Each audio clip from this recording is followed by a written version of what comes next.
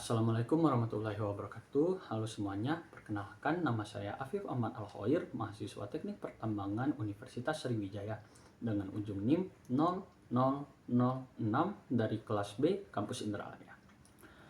Nah, pada kesempatan kali ini saya ingin membahas sebuah topik mengenai fenomena penggunaan bahasa Indonesia di kalangan generasi Z atau kerap dikenal sebagai Gen Z.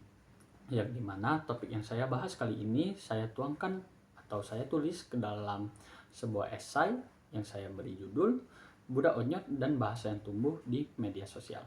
Berbicara mengenai bahasa, bahasa merupakan sistem yang dinamis, sistem yang terus berkembang mengikuti perubahan sosial, budaya, dan teknologi. Dalam konteks sosiolinguistik, perubahan bahasa tidak terjadi secara kebetulan, melainkan dipengaruhi oleh tiga hal, yaitu usia penutur, lingkungan sosial, dan media komunikasi yang digunakan. Generasi Z, generasi yang akrab atau dekat sekali dengan era digital ini, menunjukkan pola penggunaan bahasa yang berbeda jika dibandingkan dengan generasi-generasi sebelumnya. Generasi ini sangat akrab dalam penggunaan bahasa gaul dan penggunaan slang. Nah, saya memiliki sebuah contoh mengenai fenomena ini. Sebuah contoh yang tidak asing di telinga kita, khususnya di telinga orang Sumatera Selatan, yaitu istilah budak onyot. Budak di sini berarti anak atau remaja, dan onyot merupakan istilah gaul yang menggambarkan perilaku santai, nyeleneh, dan sebagai candaan dalam percakapan sehari-hari.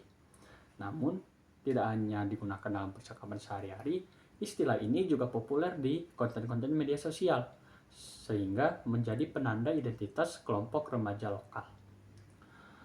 Nah, jika dilihat dari sisi linguistik, fenomena budak onyot ini mencerminkan campur kode dan penggunaan slang yang umum digunakan oleh generasi Z. Penggunaan bahasa semacam ini membangun semacam rasa keakraban, kebersamaan, dan solidaritas sosial di kalangan generasi tersebut. Media sosial juga memiliki peran yang sangat penting dalam penyebaran istilah ini. Salah satu contohnya yaitu platform TikTok, yang dimana bahasa lokal yang terbatas secara geografis menjadi viral dan dikenal lebih luas.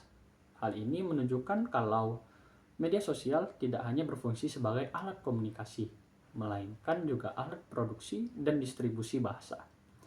Jika kita lihat dari sisi dampak positifnya, fenomena budak onyot ini menunjukkan adanya kreativitas linguistik di kalangan generasi Z.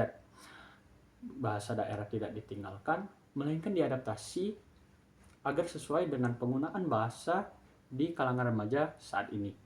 Namun, hal tersebut memiliki dampak negatif juga, yang dimana dominasi penggunaan bahasa gaul berpotensi mengganggu kemampuan remaja dalam menggunakan bahasa Indonesia yang baku, khususnya dalam konteks formal dan akademik. Oleh karena itu, kemampuan penggunaan bahasa sesuai dengan situasi menjadi hal yang sangat penting.